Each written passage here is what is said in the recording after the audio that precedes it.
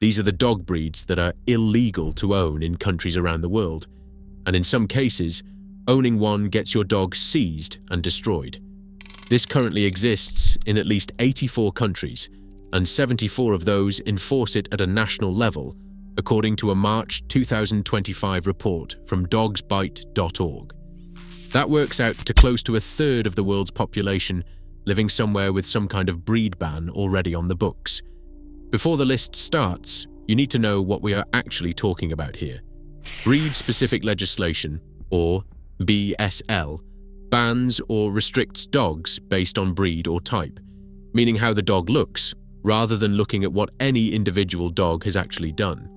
The ASPCA opposes these laws and calls them breed discriminatory laws for exactly that reason, arguing that a dog gets punished for its appearance instead of its behavior.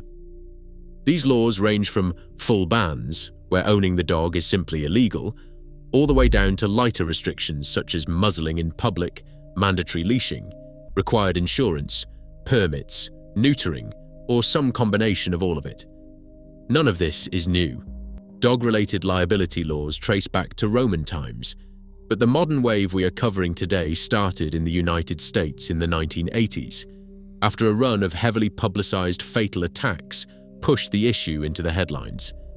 Minneapolis and Cincinnati passed the first breed-specific laws in the country back in 1984, and 5 years after that, in 1989, Miami-Dade County enacted its own ban following a case where a pit bull severely injured an 8-year-old girl and her mother. That case gets cited constantly as one of the sparks that got the whole American BSL movement moving. With that background out of the way, let's start counting down the breeds and the places where you cannot own them. A small handful of breeds keep showing up across nearly every country with breed-specific legislation. Piat bull-type dogs top that list consistently, a category that usually covers the American Pit Bull Terrier, the American Staffordshire Terrier, and the Staffordshire Bull Terrier, along with the newer American Bully and its oversized version, the XL Bully. Alongside those, you'll typically find the Dogo Argentino, the Fila Brasileiro, also known as the Brazilian Mastiff, the Japanese Tosa, sometimes called the Tosa Inu, and the Perro de Presa Canario. Some countries extend their lists even further, adding the Boerboel, certain livestock guardian shepherd breeds, and even wolf-dog hybrids. Rottweilers and Dobermans turn up on restricted lists in a few countries too, though nowhere near as consistently as the pit bull type breeds. Now let's go country by country and see exactly what each one has done. The UK's law is called the Dangerous Dogs Act, and it goes all the way back to 1991. Then Home Secretary Kenneth Baker introduced it after public outrage over a series of attacks, and he specifically referenced the case of Ruxana Khan, who was injured by a pit bull terrier when he brought the bill forward. 4 types of dog got banned under that original 1991 act: the pit bull terrier, the Japanese Tosa, the Dogo Argentino, and the Fila Brasileiro. Here's the part that catches a lot of people off guard. The UK law bans dogs by type, which means how the dog looks, not its pedigree or its DNA. A dog with 0 pit bull ancestry can still get legally classified as a banned type based purely on its physical characteristics, and the burden falls on the owner to prove otherwise. No DNA test gets you out of that one. The law kept evolving over the years.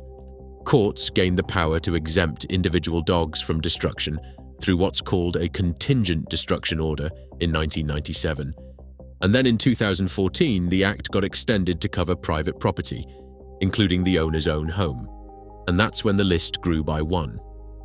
Prime Minister Rishi Sunak announced in September 2023 that the American XL Bully would be banned, telling the public, "It's clear the American XL Bully dog is a danger to our communities. I've ordered urgent work to define and ban this breed so we can end these violent attacks and keep people safe." A few days before that, then Home Secretary Suella Braverman had already called the breed a clear and lethal danger to our communities, particularly to children. December 31st, 2023 is when the XL Bully officially joined the banned list. From that date forward, breeding, selling, advertising, exchanging, gifting, rehoming, abandoning, or letting one of these dogs stray all became illegal, and any existing XL bully had to be muzzled and kept on a lead in public. Owners then had until January 31st, 2024, to apply for a certificate of exemption, which meant that starting February 1st, 2024, owning an XL bully without that certificate became a criminal offence in England and Wales. Scotland followed a similar path, with its ownership offence starting August 1st, 2024. Northern Ireland's restrictions kicked off on July 5th, 2024, and the ownership offence there effectively began January 1st, 2025. So how many dogs are we actually talking about? Over 57,000 owners registered an XL bully for exemption in England and Wales alone, a number that gives you a sense of just how many families this law reached. Ireland followed the UK's lead but ran its own timeline. Minister Heather Humphreys signed the regulations, which were announced in July 2024, and starting October 1st, 2024, importing, breeding, or rehoming an XL bully became illegal across the country. That changed again on February 1st, 2025, when owning one without a certificate of exemption became a criminal offence. What makes this one worth noting is that, according to the research, it's the first breed Ireland has ever banned outright.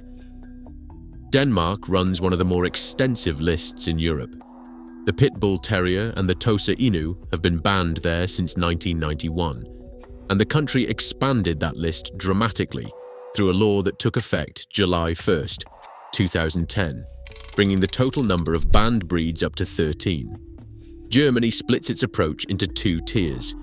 A federal law called the Dog Transfer and Import Restrictions Act came into force in 2001 and bans the import of 4 specific breeds, but individual German states layer their own separate lists on top of that. What that means in practice is the exact rules on what you are allowed to own can shift depending on which state you happen to be standing in. France skips the flat ban entirely and runs a category system instead, one that dates back to a law from January 1999. Dogs get split into 2 categories, and here's where it gets interesting.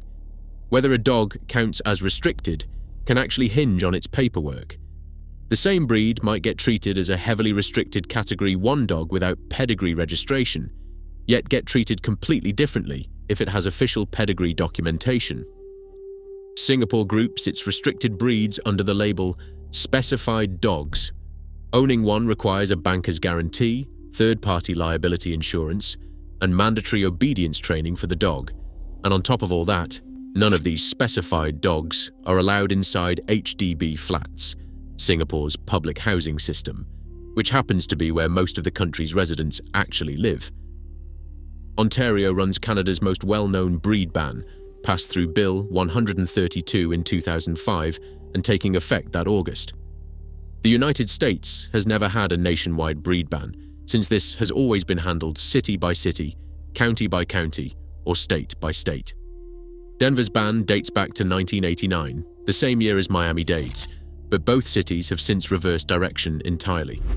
Denver voters repealed their ban through a ballot measure in November 2020, and that repeal took effect January 1st, 2021. Miami-Dade's ban held on even longer, lasting until Florida law finally closed a legal loophole that had kept the county's ban standing, which brought it to an end in October 2023. Today, 21 US states actually prohibit their own cities from passing local breed-specific laws in the first place. Pit bulls got banned in the Netherlands back in 1993, but the Dutch government repealed that ban entirely in 2008. That reversal gets cited constantly in the wider debate over whether these laws actually work, which is exactly where the story heads next. This is where things get complicated. Organizations that support breed bans point straight to attack statistics, and the numbers do look striking on the surface. Pit bull-type dogs and Rottweilers were involved in roughly half of all fatal dog attacks between 1979 and 1998, according to figures compiled from CDC and AVMA data covering that period. More recent numbers, compiled by dogsbite.org across a 15-year span, found that pit bulls were involved in 346 out of 523 recorded fatal attacks, close to 66%, despite pit bull-type dogs making up only around 6.5% of the entire US dog population. But here's the thing: the ban supporters rarely mention. The CDC itself has said this exact kind of data shouldn't be used to write policy. The agency's own study states plainly that its findings don't identify which specific breeds are most likely to bite, and it goes further, specifically saying the data isn't appropriate for policymaking. Then there's the identification problem, and this is where it really falls apart. Researchers at the University of Florida tested how accurately shelter staff could visually identify pit bull-type dogs, publishing the results in the Veterinary Journal, and what they found was that visual identification matched actual DNA breed testing only 27% of the time. Someone looking at a dog and calling it a pit bull gets it wrong roughly 3 out of every 4 times, based on that study alone. Science magazine published an even bigger study in 2022, led by researcher Kathleen Morrill, surveying more than 18,000 dogs and running genetic testing on over 2,000 of them. 9%. That's how much of the behavioral difference between individual dogs' breed actually explains, according to that research. Everything else, the vast majority of what makes a dog aggressive or friendly, comes down to something other than breed entirely. That's exactly why the American Veterinary Medical Association calls breed-specific bans a simplistic answer to a far more complex social problem. The RSPCA in the UK backs that up too, pointing out there's no solid research showing these breeds are inherently more aggressive than any others, and that breed on its own just isn't a reliable way to predict whether a dog poses a risk. Real-world attempts at repeal back this up further. A government review in the Netherlands found the country's pit bull ban hadn't reduced bite incidents at all, which is exactly why officials lifted it in 2008. Denver tells a similar story. A University of Denver study found the city had spent more than $100 million enforcing its ban over the decades, with nothing resembling a clear public safety payoff to show for that spending.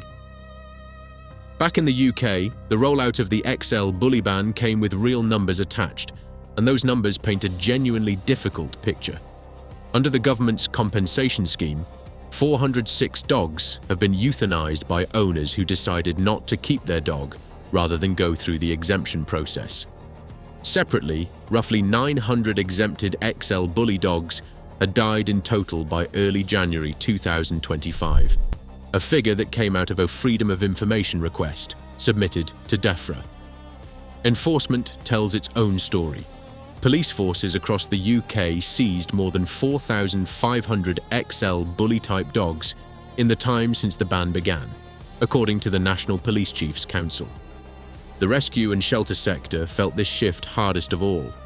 Members of the Association of Dogs and Cats Homes reported euthanizing 693 dogs in 2024 because of the legislation, compared to 201 dogs in 2023 and just 80 dogs in 2022, before the ban even existed, roughly 9 times the euthanasia rate in under 2 years.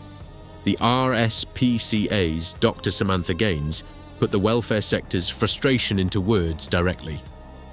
This data paints a predictable and depressing picture. Many of these dogs will have been much-loved family pets, their existence made illegal by a change of legislation focused purely on how a dog looks, rather than their behavior.